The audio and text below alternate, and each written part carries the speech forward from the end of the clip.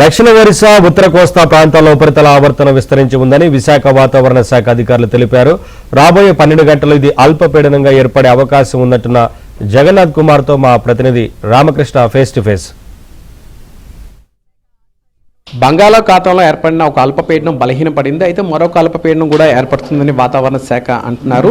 అయితే ఈ ప్రభావం కారణంగా ఆంధ్రప్రదేశ్లోని ఏ ప్రాంతాల్లో వర్షాలు పడతాయో అనే అంశంపై మనతో మాట్లాడడానికి విశాఖపట్నంలోని తుఫాను హెచ్చరిక కేంద్రం అధికారి జగన్నాథ్ కుమార్ ఉన్నారు. మరింత సమాచారం తెలుసుకుంది. సార్, ఏంటి సార్, అల్పపీడనాలు ఒకటి బలహీనపడింది అంటారు, ఇంకోటి ఏర్పడుతుంది అంటారు, పూర్తి వివరాలు ఏంటి? ఒకటి, మనం గతంలో చెప్పుకున్నట్టుగా ఒక అల్పపీడనం ఉత్తర ఒడిశా పరిసర ప్రాంతాలలో నిన్న ఉండేది. అది బలహీనపడి ఈరోజు ఉదయం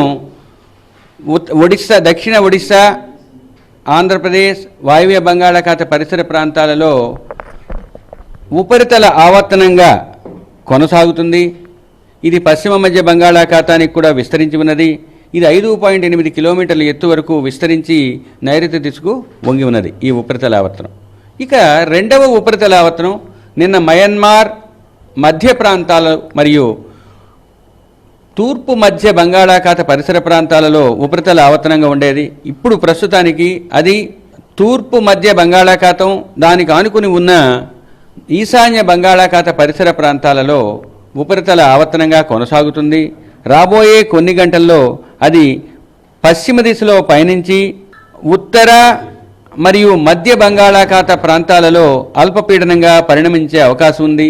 ఇది మరింత పశ్చిమ దిశలో పయనించి రేపటికి అనగా 26వ తేదీ నాటికి వాయువ్య బంగాళాఖాతం, పశ్చిమ మధ్య బంగాళాఖాత పరిసర ప్రాంతాల్లో అనగా దక్షిణ ఒడిశా, ఉత్తర కోస్తా ఆంధ్రప్రదేశ్ తీరాల ఆవల వాయుగుండంగా కేంద్రీకృతమయ్యే అవకాశం ఉంది.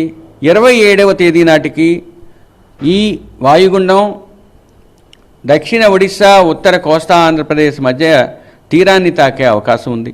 ఇక ముందుగా చెప్పుకున్న వాయువ్య బంగాళాఖాత పరిసర ప్రాంతాలలో మరియు పశ్చిమ మధ్య బంగాళాఖాత పరిసర ప్రాంతాల్లో ఉన్న ఉపరితల ఆవర్తనం నుంచి దక్షిణ మహారాష్ట్ర వరకు అనగా తెలంగాణ, ఉత్తర అంతర్గత కర్ణాటక మీదుగా ఒక ఉపరితల ద్రోణి 4.5 నుంచి 5.8 కిలోమీటర్ల ఎత్తు వరకు విస్తరించి ఉన్నది.